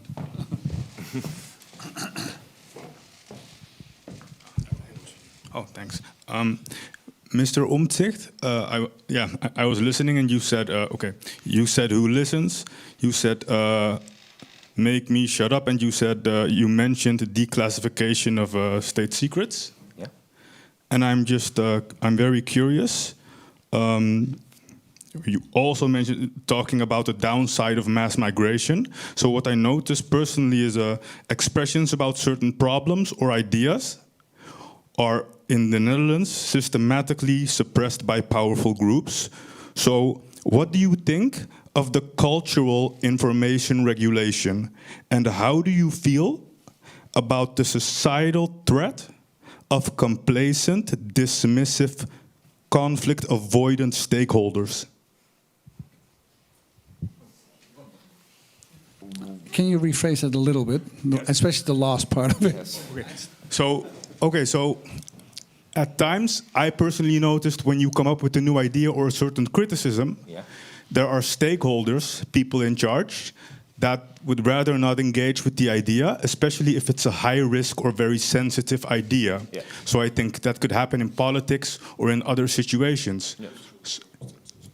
Yeah, so I'm curious, how do you feel about that? Thank you for rephrasing it. Sorry, so what do you want to know about them? Sorry. Yes, so my point is, sometimes you have a suggestion, or sometimes you want to raise a certain issue in a group. Yeah. But I have the idea that there are stakeholders present that are conflict avoidant and dismissive and complacent in the situation. And I'm thinking this happens in a lot of groups and in a lot of organizations. How do you feel that what could we do culturally or politically to tackle that? Well, thanks. Politically, it's the protection of whistleblowers. And that's been a very weak point in the Netherlands and many Western countries for a very long time.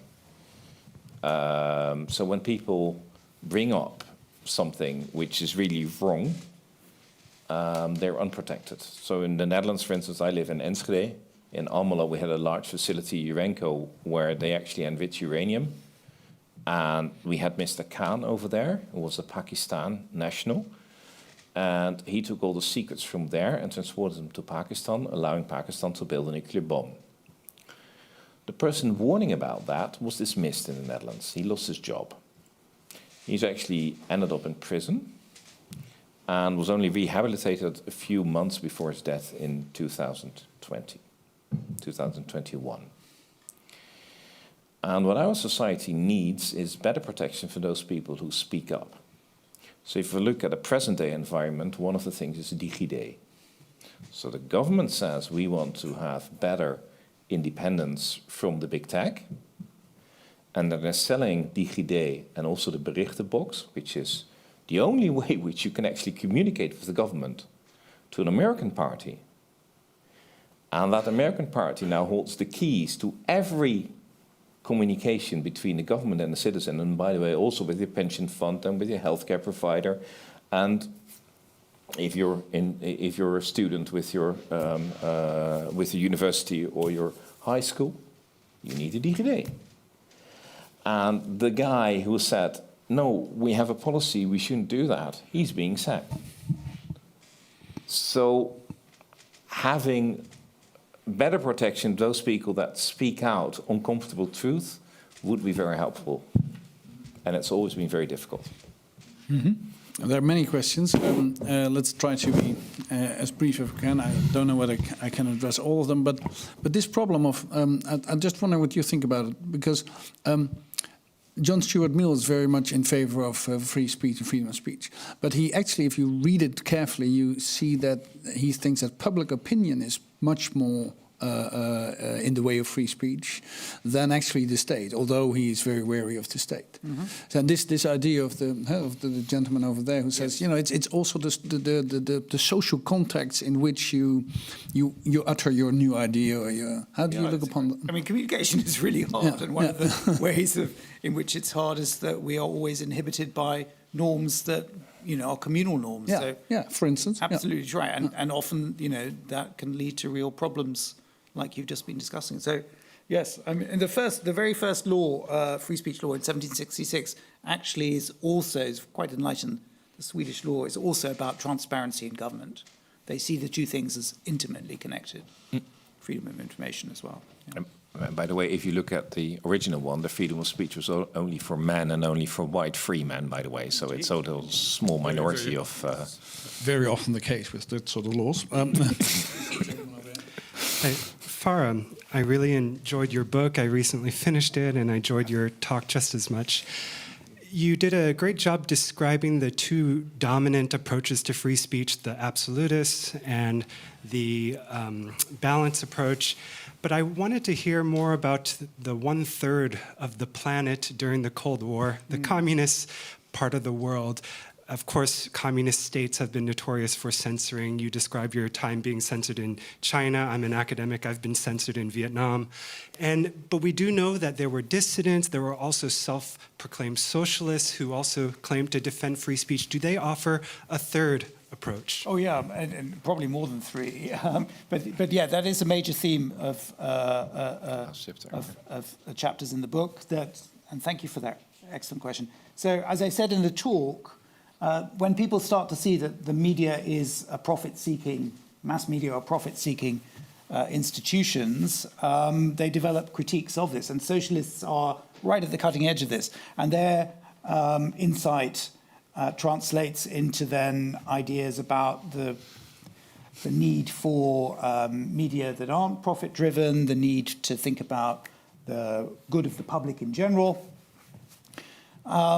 And so there is a hugely interesting history of experiments across the communist world with these new ideas about free speech as not being about individuals so much, but about the public good and progress and so on. I mean, one way of putting it is the tragedy of communist free speech ideals is they are the sharpest critics of liberal pieties, and then they end up with the worst kind of state censorship the world has ever seen. But it's a very interesting historical narrative from one to the other. Thanks for that question. Yes. Okay. Thank you so much for your talk. If we could just delve into the history for a moment. I was very interested in what you had to say about the ways in which we have thought about free speech over the centuries at least in the Anglophone world. And the continent. But I was curious because a lot of how we react to speech when we claim that we're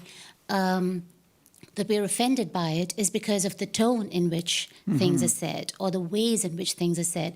And you said so well earlier that free speech is contextual. So I was curious in the history, in the research that you did, what you came across about expectations of civility and decorum in the ways in which people talked about free speech. And if you could say something about that. That's a really great question and hugely important, of course. I mean, there's a more general point, which is that free speech has always been, by its early theorists, even today, demarcated as particular kinds of speech, right? So the earliest theories of political free speech, and that automatically excludes certain types of speech, also excludes certain types of speaker. So I'm thinking here of, Trenchard and Gordon, a great example. They powerfully argue for the importance and the inability to stop freedom of expression for political ideas. But to do that, they set up this model that is a very sharp divide between public speech, which should be completely free, and private speech, which isn't bound by the same rules. And they gender that, and they racialize that. So a simple way of putting this, which I really had a lot of, it's a major theme in the book, is that 18th century free speech is an idea invented by 18th century men who then go around the world telling other people to shut up. Like, women, shut up. Trenchard and Gordon don't believe that women have the right to free speech because they don't believe women are rational speakers, and so they can't participate in the public sphere. They're just full of gossip and tittle. And the interesting thing about that is actually that's completely not how the 18th century world really was. There are lots of female journalists and philosophers. They are very much part of the world of public discourse at the time that Trenchard and Gordon were writing. So they're putting forward, patriarchy does this all the time. Sorry to mansplain this to you, but they put up this ideal type and pretend it's really how the world really is. it's not. So a lot of the book also traces how this works out then in colonial settings, where people, from Europe come to rule others and claim that they stand for liberty and yet are denying other people the right to speak on equal terms. Thanks. I think there's room for 2 more questions. First, go to the gentleman over here. Mr. Fara, you mentioned also the right to have the truth. Now there's a difficult relationship between free speech and the truth. You have free speech is necessary to come to the truth, to exchange things about truth. Yet we see that there's a lot of bullshit in the free speech, which appears to be winning, actually. So, what is your advice to are we able, as simple human beings, of course, those here excluded, but all the other people in the world, are they able to filter out the truth in free speech? Yeah, I think that's a really good question. It's not the right to truth; it's the right to information. And the idea is that if you have accurate information, then you will be able to make good decisions and understand the world better. I mean, that's a basic principle of democratic discourse. I mean, if we allow lies to be treated equally, if we don't ask for evidence, for statements, then we're going to have an impoverished and maybe even a misleading public discourse. So it's very important. And I think, there are 2 poles of opinion on the question that you ask: can humans do this?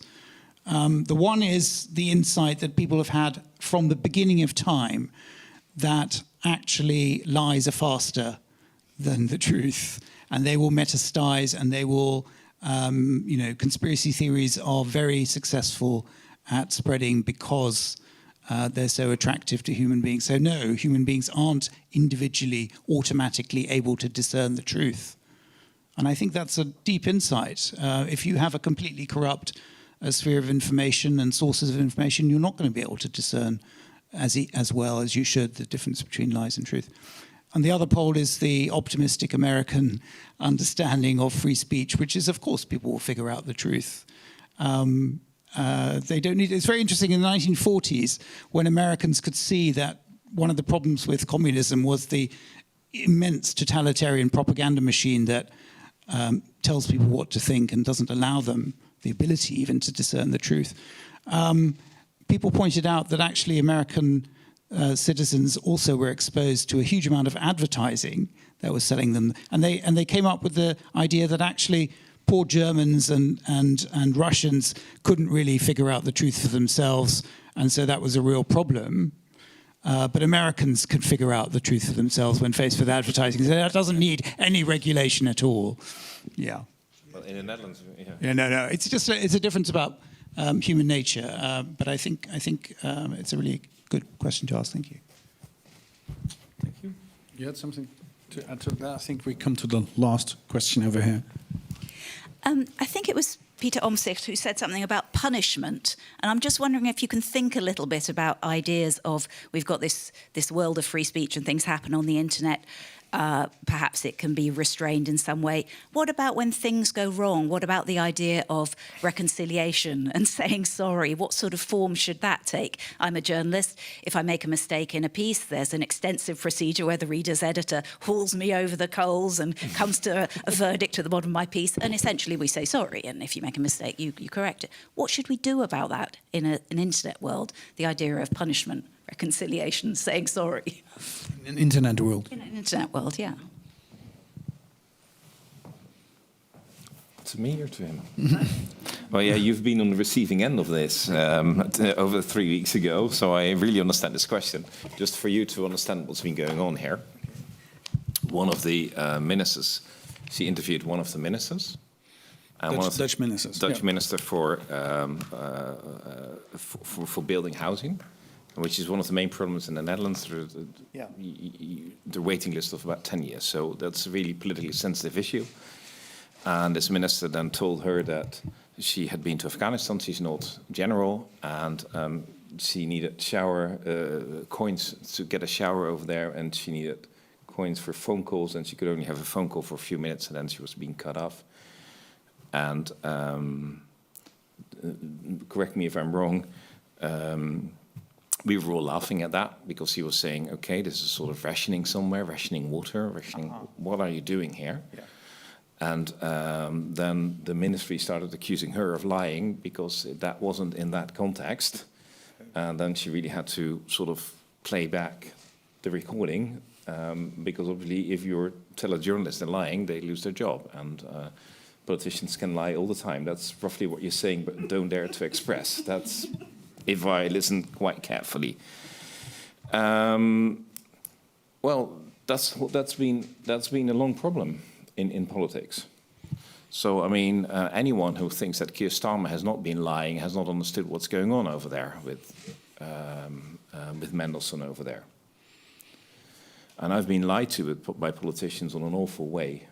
So I'm not talking about the Epstein files. I've been in the Council of Europe. One of my main opponents, the Secretary General over there, he had been receiving Epstein, has been extensively talked to him, and he was also the president of the Nobel Prize Committee.